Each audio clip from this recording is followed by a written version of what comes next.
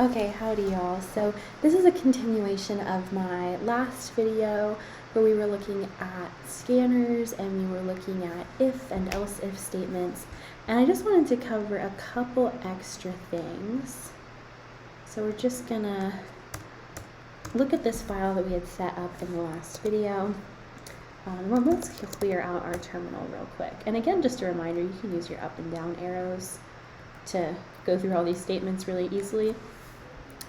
But so we had taken in some integers and we were kind of comparing them, but I wanted to let y'all know that one of the most important things you'll do is actually combine and reformulate input that you're taking in from the user. So we might say, well, let's take the sum of all of these values, right? And so we're gonna read in, you know, 3 integers, and we're gonna take their sum and assign that to the value sum. And then maybe we're gonna say,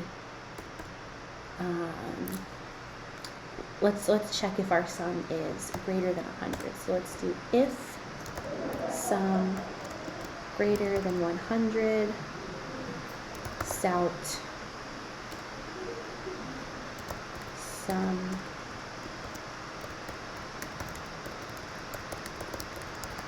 sum is bigger than 100. And let's just comment this out here real quick. Alrighty. So we're going to go over to our terminal, compile, and then we're going to run it real quick. And let's do 50, 40, and 11. So that should be just over 100. And it says sum is bigger than 100. But we don't actually know what sum is, right? Because it's, I mean, we know what sum is. It's definitely going to be over 100. But you might want to put in a print statement, something you're printing out to the terminal for the user. You might want to tell them things about the variables that you're creating. So this is where doing those little pluses from our previous videos is going to be really important. So we might take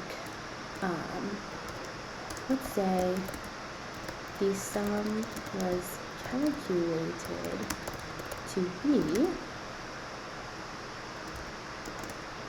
we can write sum. So I'm going to compile, and then let's do 100 and 245, let's enter, sum was calculated to be 345. And again, notice that we're just using a plus statement to put these statements together in our print statement. So we're taking this string here, and we can just write this directly. We could assign this to a variable, but it's easier just to write it directly in the print statement. And then we're adding that, we're not actually adding it, but we're kind of concatenating the sum onto that statement. Alright, so that was just an extra little thing I wanted to show you guys.